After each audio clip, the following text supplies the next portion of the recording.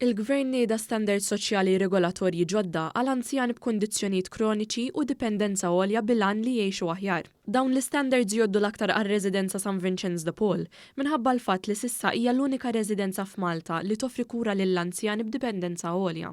Dawn l-standards mod ċar qed jagħtu vuċi b'saħħitha lill-anzjani u l-qraba tagħhom. Permezz ta' dawn l-standards se naraw li kull deċiżjoni li tiġi meħuda l-anzjan u l-qraba tagħhom qed ikunu involuti b'mod attiv. Mela b'dan il-mod il-professjonisti min qed imexxi s-servizz, l-anzjani u l-qraba qegħdin kollha jaħdmu flimkien sabiex bekk qed nassiguraw kwalità ta' ħajja aħjar u servizz tal-ogħla livell biex nassiguraw li dak il-flus li qed jiġi mħallas ikun hemm value for money. Fil-preżenza ta' numru ta' anzjani li jgħixu fiċ-ċentru Rużar Briffa f'San Vincenz de Paul, Vella laqa dan il-pass il qudiem fil-kura tal-anzjani u spjega li bħalissa qegħdin isiru spezzjonijiet biex kull sala tingħata liċenzja tal-operat.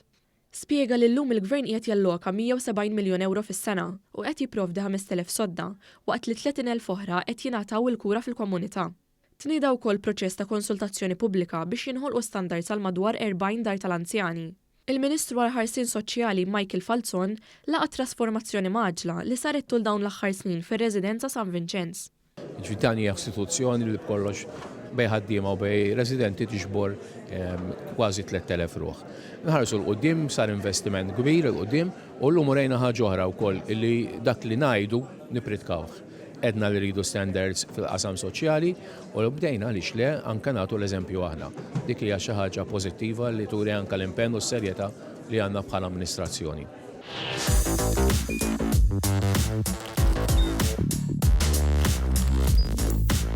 Idħol fuq one.com.mt u hemmhekk tista' tara l-programmi kollha li jxandru fuq One permezz ta' One Play.